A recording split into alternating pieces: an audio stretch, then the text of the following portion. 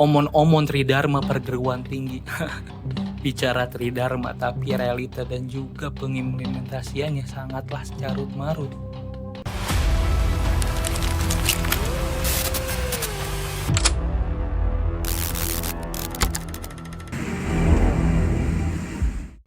Katanya pendidikan, penelitian juga pengabdian itu adalah harga mati bagi sebuah universitas perguruan tinggi. Nyatanya fulus dan fuluslah yang paling utama. Konsep Tridharma hanya sebagai formalitas semata saat ini. Bagaimana tidak, kita mempunyai 10 juta mahasiswa dan juga 300.000 dosen. Seharusnya dengan sumber daya yang sebesar itu kita mampu melompat lebih jauh. Tapi sayangnya pendidikan kita masih seperti ini, keadaan Indonesia masih seperti ini. Carut marut.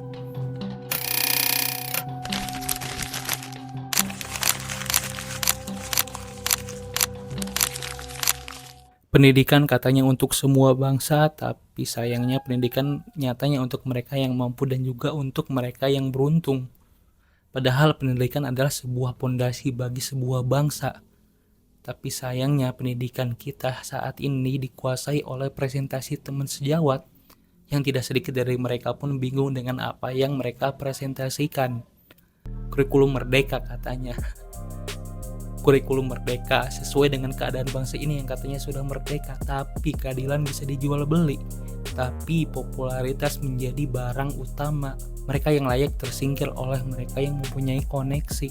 Pantas saja kurikulum ini dinamai merdeka, bukannya melahirkan kurikulum yang menjunjung tinggi rasa keadilan dan kelayakan, namun melahirkan sebuah kecarut-marutan, sebuah kebobrokan yang baru.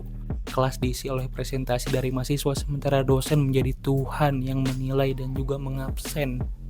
Ini adalah potret kegagalan dari pengimplementasian student centered learning, di mana mahasiswa aktif tanpa arah dan dosen lepas tangan dari tugasnya dalam memfasilitasi. Mahasiswa dikuras untuk bayar UKT selangit, backnya adalah ijazah yang tidak berguna karena industri butuh mereka yang berani berpikir, bukan yang pernah berpikir atau pura-pura berpikir. Realita ini terekspos dengan jelas pada saat tahun 2024 di mana kenaikan UKT sangat masif naik, namun karena banyaknya protes memaksa Kementerian Pendidikan untuk membatalkannya. Namun ketika pembatalan ini pun dilakukan, bukan berarti UKT itu masih terjangkau. Mahasiswa memaksa masuk setelah beberapa menit berorasi di depan gedung rektorat dan rektor tidak kunjung turun menemui masa aksi. Ketika Permendikbud nomor 2 tahun 2024 ini lahir, muncul kalaulah peraturan ini tidak ditinjau kembali, mungkin ke depan calon mahasiswa baru atau anak-anak bangsa yang ingin berkuliah di UNRI itu akan memupus atau menutup besar-besar atau menutup rapat-rapat daripada harapannya untuk berkuliah karena angka UKT yang sampai pada golongan 12. Menteri mengaku aksi ini sebagai bentuk kekecewaan atas penetapan UKT dan UPI yang tidak sesuai dengan penghasilan bulanan orang tua.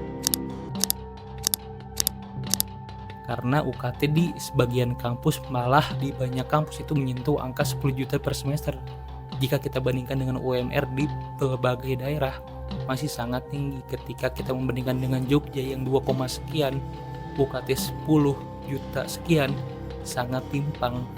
Terlebih untuk mereka yang berada di kelas menengah, selalu terpaksa mendapatkan UKT yang tinggi, PNS dan sebagainya.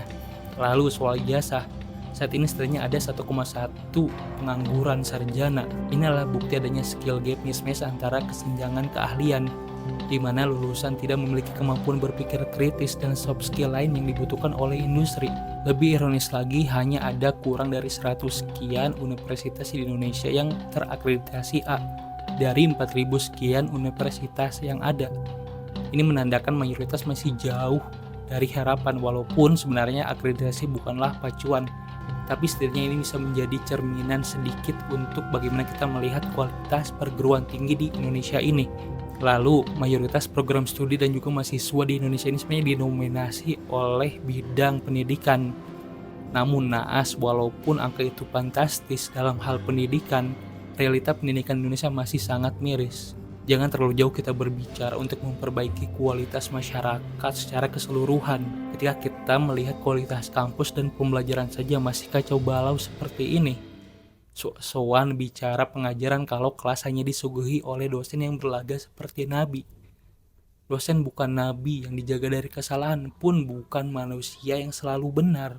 Untuk apa ceramah satu arah dengan model teacher-centered learning yang usang? Kita butuh pengajaran yang membebaskan dari strata sosial.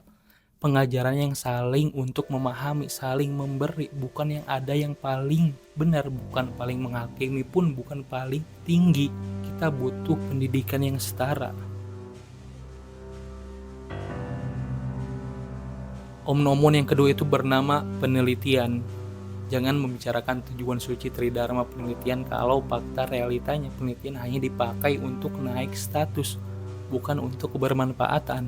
Ini bukan sekedar asumsi. Beban administrasi melalui BKD, beban kinerja dosen, dan orientasi publish or perish secara nyata telah menggeser tujuan dari kualitas riset itu sendiri menjadi sekedar pemenuhan target administratif. Kondisi ini diperparah oleh politik patronase di kampus di mana dosen yang loyal pada pimpinan, pada rektor lebih mudah mendapat akses dana dan kenaikan pangkat.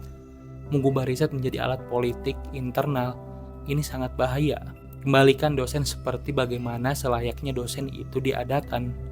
Hilangkan semua tugas administrasi untuk mereka, pun danai mereka dalam hal riset secara layak. Sebuah seruan yang terdengar mustahil jika kita melihat bagaimana anggaran riset Indonesia ini hanya berkisar 0,% dari PDB. Sangat jauh dari rekomendasi UNESCO untuk negara menengah 1-2%. Bagaimana riset kita mau maju?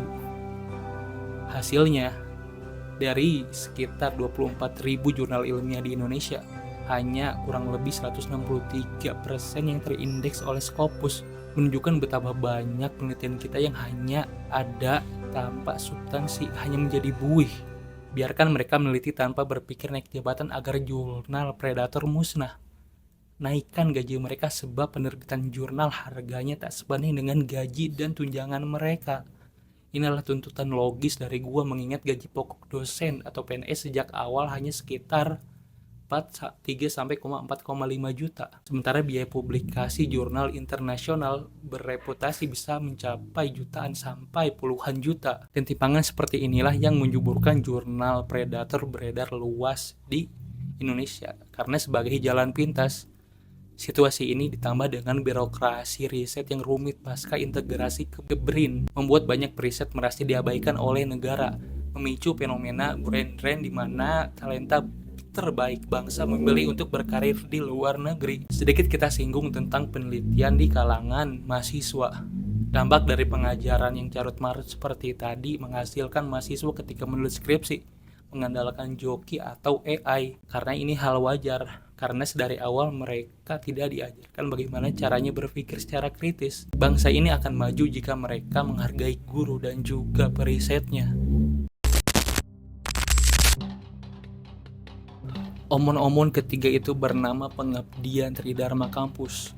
Mereka yang berada di menara gading yang bernama kampus. Kembali, mereka bukanlah nabi. Untuk apa berlagak membuat pengabdian dengan cara top down kalau terjun ke masyarakat saja kalian atau kita minim. Pendekatan transfer ilmu yang arogan ini hanya akan mendapatkan masyarakat sebagai objek yang pasif, bukan mitra. Seharusnya yang diterapkan adalah model kolaboratif seperti participatory action research, di mana dosen dan mahasiswa menjadi fasilitator untuk memperdayakan, bukan sekedar datang memberi penyuluhan lalu pulang. Diskusi dengan mereka, bukan langsung membuat sistem.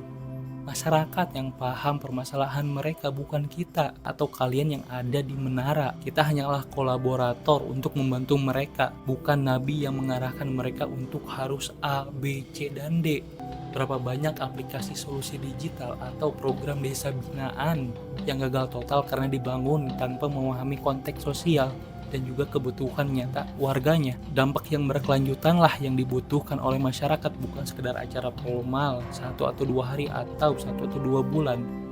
Lihat saja program potret KKN yang kegiatannya bersifat template dan juga formalitas atau seremonial tanpa dampak yang jangka panjang karena durasinya terlalu singkat dan juga fokusnya hanya pada laporan akhir. Seorang rektor pernah berkata atau menegaskan agar KKN tidak menjadi formalitas semata. Sebuah pernyataan yang secara tersirat mengakui bahwa masalah ini memanglah nyata. Setelah program selesai, tidak ada lagi monitoring atau evaluasi yang dilakukan. Tanggung jawab institusi selesai begitu laporan masuk dan nilai keluar. Ini bukan pengabdian, ini adalah proyek lepas tangan. Yang lucu, tidak sedikit dari penelitian itu dilakukan dari dana pribadi mahasiswa ketika KKN. Lalu Hasil riset itu dimasukkan oleh kampus sebagai riset agar mereka terlihat aktif. Mereka mendapatkan uang sedangkan mahasiswanya mendapatkan hikmah dan capek. Pun omon-omon pengabdian jika pada pengimplementasiannya pulus mahasiswa dan dosenlah yang terkuras. Sama seperti penelitian, pengabdian juga menjadi alat untuk mengumpulkan poin demi memenuhi tuntunan BKD. Tuntunan ini memaksa dosen dan mahasiswa melakukan program apa saja yang penting terlaksana dan bisa dilaporkan, seringkali dengan dana pribadi. Kita semua tahu untuk program KKN, mahasiswa justru diwajibkan membayar dan seringkali harus iuran pribadi untuk menjalankan program, menyewa rumah, uang makan, dan sebagainya. Padahal mereka bukanlah superhero yang harus atau diwajibkan untuk membumi hanguskan kebodohan yang ada di Indonesia ini.